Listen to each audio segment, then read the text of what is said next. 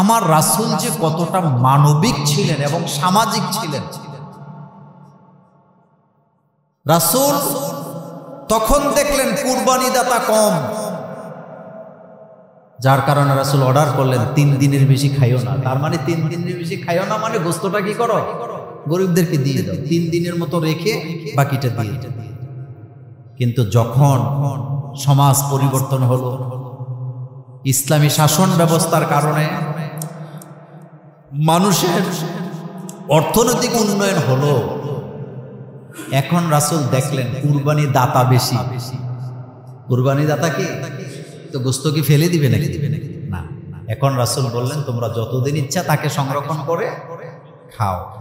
গত বছর আমি আলোচনাটা করেছিলাম, আজকে এটা ব্যাখ্যা দিতে চাই না, শুধু এতটুকু বলবো, কুরবানির গোশত আপনি সংরক্ষণ করতে পারবেন যতদিন এটাকে ভালো রাখা যায়। গোশতের স্বাদ, গন্ধ বা মজা, রং, এটাকে সংরক্ষণ করতে হলে প্রথম পদ্ধতি হলো মশলা মাখাইয়া রোদে শুকাইয়া এটা খাওয়া। এটা জায়েজ আছে? বলেন এটা কি আছে?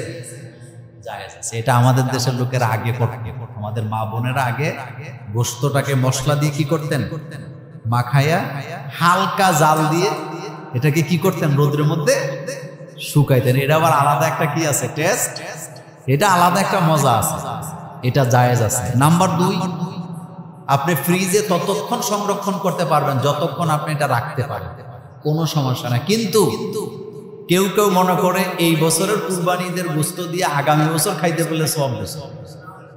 এটা একটা কুসংস্কারী কথা, এটা একটা বাজে কথা। এই কথার সাথে ইসলামের কোনো সম্পর্ক নেই। তবে আপনি যতদিন সংরক্ষণ করতে পারেন আপনি ততদিন কি করবেন, সংরক্ষণ করবেন, এতে নাজায়েজের কিছু না। এই ব্যাপারে অনেক হাদিস, সহিহ মুসলিম, তিরমিজিতে, আবু দাউদে আসছে, মাসনাদে আহমদে আসছে, বিভিন্ন ধরনের হাদিস, অনেকগুলো হাদিস এই ব্যাপারে আসছে। তাহলে আমরা জানলাম 3 দিনের বেশি কুরবানির গোশত রেখে খেলে কোনো গুনাহ কি নেই। তবে এইবার আসেন গুরুত্বপূর্ণ আরেকটা কথা বলি, সেটা হলো কুরবানির গোশত কয় ভাগে ভাগ করবেন, এটা নিয়ে ধাক্কাধাক্কি আসেনি। আমাদের দেশে প্রচলিত বহুল একটা আমল 3 ভাগে ভাগ করে। 1 ভাগ নিজেরা খায়, আরেক ভাগ আত্মীয় স্বজনের জন্য রাখে, আরেকটা ভাগ গরিব মিসকিনকে দেয়। এই ভাগটা উত্তম, তবে এটা সুন্নত না, এটা জরুরিও না। এটা কি না, ওয়াজিব না, ফরজ না, এটা জরুরিও না। আপনি যদি চান অল্প কিছু রেখে বেশিরভাগ অংশ গরিব মিসকিনকে দিয়ে দেন, আবার আপনি যদি চান বেশি রেখে অল্প কিছু গরিবকে দিলেন, কিন্তু 3 ভাগ সমান সমান করেই দিতে হবে, এই কথা কোরআন হাদিসের কোথাও বলা হয়নি। আপনি কম খাবেন বেশি দিবেন, অথবা বেশি খাবেন কম দিবেন, এতে কোনো গুনাহ কি নেই। কিন্তু মূল বিষয়টা হলো আল্লাহ পাক বলছেন ফাকুলু মিনহা, তোমরা এই কুরবানির গোশতগুলা খাও, কুরবানি থেকে তোমরা কি করো, খাও। ওয়া আতইমুল বাইস, তোমরা এরপরে আল ফাকির, আল্লাহ পাক বলছেন তোমরা নিজেরা খাও, পরিবার পরিজনকে খাওয়াও, দুস্থ মানুষকে খাওয়াও, আর একটা হলো আত্মীয় স্বজনকে খাওয়াও, আর কি মিসকিনকে তোমরা খাওয়াও। তাহলে এখানে 3টা কথা উল্লেখ আছে। আল্লাহ পাক প্রথমে বলছেন ফাকুলু মিনহা, তোমরা এর থেকে কি করো, খাও। এরপরে বলা হয়েছে বাইস, আত্মীয় স্বজনকে খাওয়াও। এরপরে বলা হয়েছে ফকির মিসকিনকে খাওয়াও। কিন্তু সমান সমান ভাগ করতে হবে, এ কথা কোরআন হাদিসের কোথাও বলা হয় নাই। তাহলে আমরা জানলাম হয় কম খাবেন বেশি দিবেন, অথবা বেশি খাবেন কম দিবেন, কোনো সমস্যা নেই। তবে 3টা ভাগে যদি করেন, আপনার যদি এটা আত্মায় কুলায়, সাহসে কুলায় যে না আমি 3টা ভাগ করে 1 ভাগ নিজে খাবো, বাকি 1 ভাগ আত্মীয় স্বজনের বাড়িতে পাঠাবো, বাকি 1 ভাগ মিসকিন ফকিরকে দিব, তাহলে এটা হলো উত্তম। আপনি এটা করতে কি পারেন, কিন্তু করাটা বাধ্যতামূলক না। এখন গুরুত্বপূর্ণ একটি বিষয় জানবো, সেটি হলো কুরবানি কবুলের শর্ত হলো 6টা। বলেন কয়টা? কুরবানিটা কবুল হচ্ছে কিনা কিভাবে বুঝবেন? কুরবানি কবুলের শর্ত 6টা। প্রথম কথা হলো ইখলাসের সাথে কুরবানি করতে হবে আল্লাহ পাকের খুশির জন্য। আল্লাহ রাব্বুল আলামিন বলছেন, ওমা উমিরু ইল্লা লিয়াবুদুল্লাহা মুখলিসিনা লাহুদ্দিন। তোমরা আল্লাহ পাকের আনুগত্য করো একনিষ্ঠভাবে। একনিষ্ঠভাবে বলতে বোঝানো হয়েছে আল্লাহকে রাজি খুশি করা ছাড়া কারো উদ্দেশ্যে কোরবানি করা যাবে না। রাজি খুশি কার জন্য? গোস্ত খাওয়ার জন্য নয়, মানুষকে দেখানোর জন্য নয়। মানুষে বলবে বড় গরু কুরবানি দিছে, এগুলোর জন্য নয়, বরং কুরবানি দিবেন কার জন্য? আল্লাহকে খুশি করতে। গোস্ত এটা হলো আল্লাহ পাকের পক্ষ থেকে আমাদেরকে দাওয়াত। আল্লাহ তো দাওয়াত দিছেন যে কুরবানি ঈদের দিন যদি কেউ রোজা রাখে, রোজা হবে? বছরে কয়দিন রোজা রাখা যায় না বলেন তো? 5 দিন। মাশাআল্লাহ, আপনারা জানেন। তাইলে ওমা উমিরু ইল্লা লিয়াবুদুল্লাহা মুখলিসিনা লাহুদ্দিন, ইখলাসের সাথে কি করতে হবে? গোলামি করতে হবে। হুনাফা ওয়া ইউকিমুস সালাতা ওয়া ইউতুজ যাকাত ওয়া যালিকা দীনুল কাইয়্যিমা।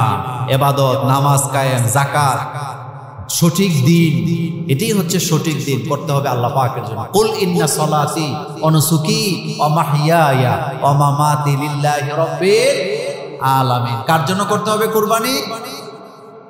2 নাম্বার, কুরবানি করতে হবে রাসূল কারীম সাল্লাল্লাহু আলাইহি ওয়াসাল্লামের সুন্নাহ অনুযায়ী। রাসূল যেভাবে আদেশ করেছেন, রাসূল যেভাবে কুরবানি করেছেন সেভাবে করতে হবে। আমাদের দেশে একটা ভুল আছে, এই ভুলটা হলো আমরা অনেক সময় বলি অমুকের নামে কুরবানি। নামে কুরবানি না পক্ষ থেকে কুরবানি? আব্দুর রহিম, আব্দুর রহমানের নামে কুরবানি নয়, আব্দুর রহিম আব্দুর রহমানের পক্ষ থেকে। কার নামে? এই কথাটা ব্রেনে রাখবেন। 7 জন 8 5 জন 6 জনে কুরবানি দেয়, নাম লিস্ট করে একেবারে অমুকের নাম, বাপের নাম, মানে আল্লাহ বোধহয় জানে না কে কুরবানি দিতেছে। আল্লাহ জানে নাকি জানে না? এই যে নাম লিখতেছেন, লেখে আবার হুজুরের হাতে ধরায়া দেয়, হুজুর আবার এটারে তেলাওয়াত করে। তেলাওয়াত করার মধ্যে দোষ নাই, কিন্তু দোষটা যেই জায়গায় সেটা হলো কোন ব্যক্তির নামে কুরবানি হয় না, কুরবানি হয় ব্যক্তির পক্ষ থেকে। কার নামে? আল্লাহ পাকের নামে। 3 নাম্বার, কুরবানি কবুলের শর্ত হলো হালাল টাকা দিয়ে কুরবানি দিতে হবে। গোশের টাকা পাইয়া বড় গরু কুরবানি দিছে, কুরবানি হবে না। হারাম টাকা, চান্দাবাজির টাকা, গোশের টাকা, সুদের টাকা দিয়ে যারা কুরবানি দিবে তাদের কুরবানি কবুল হবে না। আরেকটা কথা মনে রাখবেন, যে ব্যক্তি হারাম খায় তার কোনো ইবাদত কবুল হবে? এই লোক জান্নাতে যাইতে পারবে? আল্লাহ নবী বললেন, লা ইয়াদখুলুল জান্নাতা জাসাদুন বুযিয়া বিল হারাম। যে ব্যক্তি হারাম খাদ্য খায়া নিজের শরীরের রক্ত মাংসগুলা তৈরি করে, ওই লোকেরা আল্লাহর জান্নাতে প্রবেশ করতে পারবে না। লা ইয়াদখুলুল জান্নাহ জাসাদুন, ওই শরীর আল্লাহর জান্নাতে যেতে পারবে না। বুযিয়া বিল হারাম, যার খাদ্য ছিল হারাম। নিজের ছেলে মেয়ের রক্ত মাংস তৈরি করছে ঘুষের টাকা দিয়া, হারাম টাকা দিয়া, ওই দেহ আল্লাহর জান্নাতে যেতে পারবে। কত বড় মারাত্মক কথা। এরপরে 4 নাম্বার, কুরবানি কবুলের আরেকটি শর্ত হলো এমন পশু দ্বারা কুরবানি দিতে হবে যা শরীয়ত নির্ধারণ করে দিয়েছে। আলহামদুলিল্লাহ আমাদের দেশের লোকেরা এই ব্যাপারে সচেতন আছে। গরু দিয়ে, ছাগল দিয়ে, ওট দিয়ে, মহিষ দিয়ে কুরবানি করা যায়। এরপরে 5 নাম্বার, কুরবানি করতে হবে যাবতীয় দোষ মুক্ত, মানে যেটাতে হুইত আছে, কান নাই, কি নাই? কান নাই, শিং নাই, লেজ নাই, এটা দিয়ে কুরবানি করা যাবে? কিন্তু একটা মজার কথা বলি, আমাদের দেশে কাজ তুই আকাশে দৌড়াদৌড়ি। অনেকে প্রশ্ন তোলে, খাসি দিয়ে কুরবানি করা জায়েজ না? এ কথা বলে নাকি বলে না? আচ্ছা, প্রথম কথাটা শোনেন। খাসি করানো, খাসি করাবার পরে এই খাসি এটা খুঁতের মধ্যে পড়ে না। কোন কোন কারণে পশু কুরবানির অযোগ্য হয় এই কথা রাসূলুল্লাহ বেশি জানে না আমাদের দেশের হুজুররা বেশি জানে? নাউজুবিল্লাহ, রাসূলুল্লাহর চেয়ে বেশি কেউ জানে? রাসূলুল্লাহ সাল্লাল্লাহু আলাইহি ওয়াসাল্লামের যুগেও খাসি দিয়ে কুরবানি করা হয়েছে। খাসি মূলত করাইতো লোকেরা গোশতের মজা পাওয়ার জন্য, কিন্তু রাসূল সাল্লাল্লাহু আলাইহি ওয়াসাল্লাম বলছেন তোমরা গণহারে খাসি করায়ও না, তাইলে প্রজননে কি হবে? বাধা সৃষ্টি হবে। গণহারে করাইতে নিষেধ করছে, কিন্তু খাসি করানো নাজায়েজ এ কথা রাসূল সাল্লাল্লাহু আলাইহি ওয়াসাল্লাম বলে নাই। 2 নম্বর কথা হলো সাহাবায়ে কেরামের যুগেও খাসি দিয়ে কুরবানি করা হইছে। আরেকটা 3 নম্বর কথা হলো খুদ তো সেটা যেটা দেখা যায়। বলেন, এটা খাসির যে আপনি অন্ডকোষ ফেলে দিবেন এটা কি দেখা যায় নাকি? যেমন শিং ভাঙা দেখা যায়, লেজ নাই দেখা যায়, পা ভাঙা দেখা যায়, সে চলতে পারে না। কিন্তু খাসি করাইলে একটা ছাগলের স্বাভাবিক চলাফেরায় কি কোনো বিঘ্ন ঘটে? এটা কি দুর্বল হয়ে যায়? না, বরং খাসির গোশত আরো মজার বেশি। কিন্তু মূল মাসালা হলো রাসূল গণহারে খাসি করাইতে কি করছে? নিষেধ করছে। কারণ গণহারে করাইলে কি হবে? প্রজননে বাধাগ্রস্ত হবে। আপনি যদি সব ছাগলকে খাসি করান তো বাচ্চা হবে কি? এই জন্য গণহারে করাইতে নিষেধ। কিন্তু মজার টজা হয়, এটা খাসির গোশত মজা কম না বেশি? মজা বেশি। সুতরাং এটা খুঁতির মধ্যে পড়ে না। এই 6টি অর্থাৎ দোষমুক্ত ত্রুটিমুক্ত পশু দিয়ে যারা কুরবানি করলো তাদের কুরবানি আল্লাহর দরবারে কি কবুল হয়ে যায়। আচ্ছা বলেন তো, আমরা যে গরু কুরবানি করি, এই কুরবানির গোশত, রক্ত, মাংস, পশম এগুলা কি আল্লাহর কাছে যায়? আল্লাহ তাকওয়া বলেন কি যায়? আর তাকওয়াটা থাকে কোথায়? এখানে। আর তাকওয়া হা হুনা। রাসূল বলছে তাকওয়াটা থাকে কোন জায়গায়? আপনি আল্লাহরে ভয় পান কি না পান এটা পাঞ্জাবি দিয়ে বোঝা যাবে না, এটা দাড়ি দিয়ে বোঝা যাবে না, এটা টুপি দিয়ে বোঝা যাবে, এটা বোঝা যাবে আপনার কর্মকাণ্ডে। আমি একটা মজার কথা বলি। আমি রমজানের মধ্যে কুমিল্লা জাঙ্গালিয়া বাস স্ট্যান্ড থেকে বাসের মধ্যে উঠছি, ঢাকা যাব। দাউদকান্দির পরে র্যাবের লোকেরা গাড়ি থামাইছে চেকপোস্টে, বাস ভর্তি মানুষ, এসি বাস। তো আমি একেবারে সামনের দিকে 2-3টা বড় বড় সিট থাকে, ওই দিকে আমি বসা ছিলাম। র্যাবের লোকেরা ঢুকছে দেখে আমার কাছে সন্দেহ হয়েছে। আমি মনে করছি কোনো হুজুর টুজুর ধরে নিয়ে যাবো, কারণ তখন তো হুজুরই ধরা হইতো, চোর বাটপার তো ধরা হইতো। গাড়ির পেছনের দিকে একটা মুরব্বি লোক, টুপি সাদা, দাড়ি সাদা, চুল সাদা, পাঞ্জাবি সাদা, লুঙ্গি পরে রয়েছে, লুঙ্গিটাও সাদা। মানে দেখলে মনে হয় যেন কি দরবেশ। এক কথা কি দরবেশ। রেবেল লোকেরা এসেই ওই লোকটাকে টেনে গাড়ি থেকে নামায় নিয়ে যাচ্ছে, আর কারোর কিছু জিজ্ঞাসা না, কারো ব্যাগও চেক করে না। দরজার কাছে গেছে পরে আমি নিজে নিজে একটু বিরক্তি হয়ে বললাম, বাসের মধ্যে এত লোক থাকতে এই রকমের একজন আলেমরে ধরে নিয়ে যাচ্ছে, ঘটনাটাই বুঝলাম না আসলে। আমি নিজে নিজে বলতেছি। এই টাইমে ওই র্যাবের লোকটা, একজন লোক নিচে চলে গেছিল, ও আবার ফেরত আসছে আমার কাছে। ফেরত এসে আমারে দেখা বলতেছে, আপনি মোল্লা ভাই না? আমি কই জি আমি মোল্লা ভাই। কয় হুজুর আপনি যারে আলেম বলতেছেন হেতে আসলে আলেম না, হেতে ইয়াবা ব্যবসায়ী। হেতে কি ব্যবসায়ী? কয় মানুষের ধোঁকা দেওয়ার জন্য সেই পোশাকটা পরছে। কথা কিন্তু সত্য। রাসূল সাল্লাল্লাহু আলাইহি ওয়াসাল্লাম কোরআন হাদিসের কোথাও বলেন না, আল্লাহ রাসূল এই কথা বলেন নাই যে পোশাকের মধ্যে তাকওয়া। তাকওয়া মূলত কোথায় থাকে? আল্লাহ রাসূল বলছেন ইন্না ফিল জাসাদি মুদগাহ, প্রত্যেকটা দেহের ভিতরে একটা কি আছে? মাংস পিণ্ড আছে। যদি এই মাংস পিণ্ডটা ভালো থাকে, শরীরটা ভালো থাকে, মাংস পিণ্ডটা খারাপ হয়, শরীরটা খারাপ হয়, এটার নাম হলো কলব। আর মানুষের মধ্যে আল্লাহ ভীতি, আল্লাহর ভয়টা মূলত কলবে থাকে। এটা জামা কাপড় দিয়ে কখনো প্রমাণ হয় না। দাড়ি রেখা সুদের ব্যবসা করে এরকমের লোক আসেনি? দাড়ি রাখার পরে গোশ খায় এরকমের লোক আসেনি? দাড়ি রাখার পরে মানুষের উপরে জুলুম করে এরকম লোক আসেনি? এটা কি তার দাড়ির দোষ না তার মধ্যে তাকওয়ার অভাব? তাকওয়ার অভাব। এই কথাটা মনে রাখবেন। এই জন্য কোরবানি করার পরে তাকওয়াটাই আল্লাহর কাছে কি যায়। শোনেন, এখন আমরা জানবো কুরবানির 10টি গুরুত্বপূর্ণ মর্যাদা আছে। বলেন কয়টা? 1 নাম্বার, রাসূল করিম সাল্লাল্লাহু আলাইহি ওয়াসাল্লাম কুরবানি করেছেন মদিনাতে যাওয়ার পর। যত বছর রাসূল জীবিত ছিলেন কোনো বছর রাসূল কুরবানি বাদ দেয় নাই। তাহলে বোঝা গেছে কুরবানিটা একটা গুরুত্বপূর্ণ ইবাদত। যাদের তৌফিক আছে তারা অবশ্যই কুরবানি করবেন। 2 নাম্বার, কুরবানি এটি হচ্ছে আল্লাহ পাকের একটা প্রিয় আমল, যার দ্বারা হযরত ইব্রাহিম আলাইহিস সালামকে পরীক্ষা করা হয়েছিল।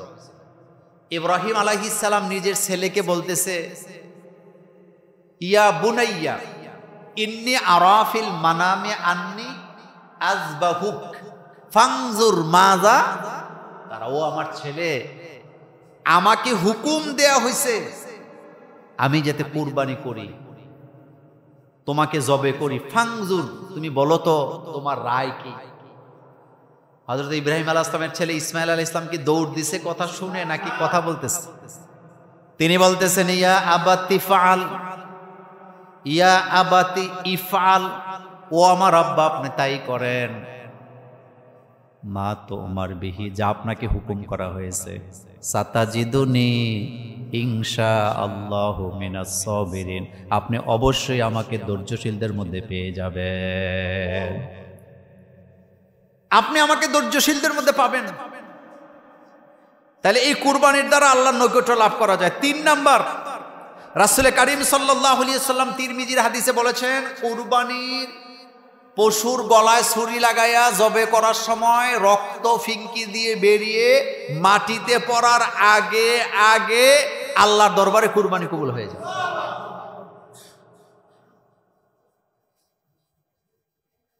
আল্লাহ তাকে মাফ করে দেয়।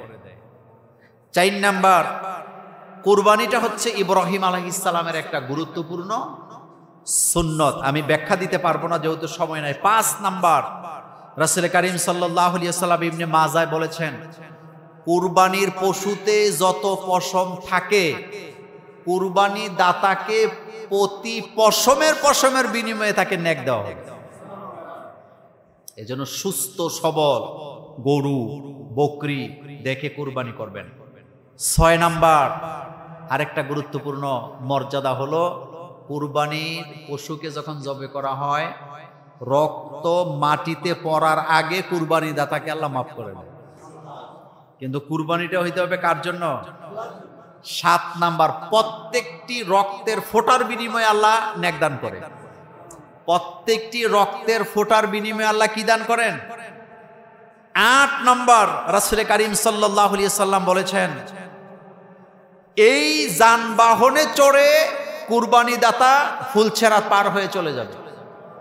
সনদের ব্যাপারে অনেক ব্যাখ্যা আছে, আমি ব্যাখ্যাতে গেলাম না। 9 নাম্বার, এই কুরবানির পশু কিয়ামতের ময়দানে জাহান্নামের ডাল হয়ে জাহান্নাম থেকে কুরবানি দাতাকে বাঁচায় দিবে। 10 নাম্বার, কুরবানির পশু রক্ত হাড্ডি মাংস সব কিছু কিয়ামতের ময়দানে কি করা হবে? ওজন দেওয়া হবে। এটা সনদ সহিহ, ওজন দেওয়া হবে। হাসরের মাঠে আমল নামায় আমল গণা হবে না ওজন দেওয়া হবে? বলেন, জোরে বলেন, কি দেওয়া হবে? ওজন। এটা মনে রাখবেন, ওজন দেওয়া, মাপা হবে। ফা আম্মা মান সাকুলাত মাওয়াজিনুহু ফাহুয়া ফি আইশাতির রাদিয়া ওয়া আম্মা মান খাফফাত মাওয়াজিনুহু ফা উম্মুহু হাবিয়া ওয়া মা আদরাকা মা হিয়া নারুন হামিয়া। ওজন দেওয়া হবে। জান্নাত জাহান্নামের ফয়সালা হবে একটা মাত্র নেক। বলেন কয়টা? একটা। আপনার আমল নামায় গুনার দপ্তরে আছে 49টা গুনাহ। কয়টা? কিন্তু নেকের পাল্লায় আছে 51টা। আপনি জান্নাতে চলে যাবেন। পৃথিবীতে পরীক্ষা দিলে পরীক্ষা পাশ করতে কমপক্ষে কত পাওয়া লাগে? আমাদের বাংলাদেশে 33 বা 50-এ পরীক্ষা 18 পাইতে হয়, একটা নির্দিষ্ট সংখ্যা দেয়া থাকে। কিন্তু জান্নাত জাহান্নামের ফয়সালা হবে শুধু কয়টা নেক? একটা। ওজন দেওয়া হবে। এই জন্য নেকের পাল্লা ভারী হলে কোথায় চলে যাবে? আর যদি হালকা হয় তাহলে হাবিয়া, বলেন কোথায়? হাবিয়া। ওমা আদরাকা মা হিয়া নারুন, এটা জাহান্নামের একটা কুণ্ডুলি। জাহান্নামের সকল শাস্তির কথা আল্লাহ কোরআন হাদিসে বলে নাই। আল্লাহ পাক বলছেন ইন্না জাহান্নামা কানাত মিরসাদা, জাহান্নাম হলো একটা গোপন ফাঁদ, এটার মধ্যে কি পরিমাণ শাস্তি দেওয়া হবে সকল কথা আল্লাহ পাক বলেন নাই। ইন্না জাহান্নামা কানাত মিরসাদা লিত্তাগিনা মাআবা লাবিসিনা ফিহা আহকাবা লা ইয়াযুকুনা ফিহা বারদা ওয়ালা শারাবা। জাহান্নাম এক ভয়ানক ফাঁদ, এটা একটা জাহান্নামের কুণ্ডুলি, আগুনের কুণ্ডুলি। অনেকে মনে করে জাহান্নামে যাব আবার জান্নাতে চলে যাব, না। জাহান্নামের 1 সেকেন্ডের আযাব সহ্য করার ক্ষমতা কারো নেই। আছে? আমাদের আছে না? সেজন্যে কুরবানির ব্যাপারে কথা হলো, কুরবানি দিতে হবে কার জন্য? কুল ইন্না সলাতি, পড়েন সবাই, কুল ইন্না সলাতি ওয়া নুসুকি ওয়া মাহইয়ায়া ওয়া মামাতি লিল্লাহি রাব্বিল আলামিন। কুল নবী আপনি বলেন ইন্না সলাতি ওয়া নুসুকি, আমার নামাজ আমার কুরবানি কার জন্য? আল্লাহ পাকের জন্য। আমার জীবন আমার মরণ কার জন্য? আল্লাহ পাকের জন্য। সেজন্যে আল্লাহকে খুশি করার জন্য কুরবানি করা। এখন আসেন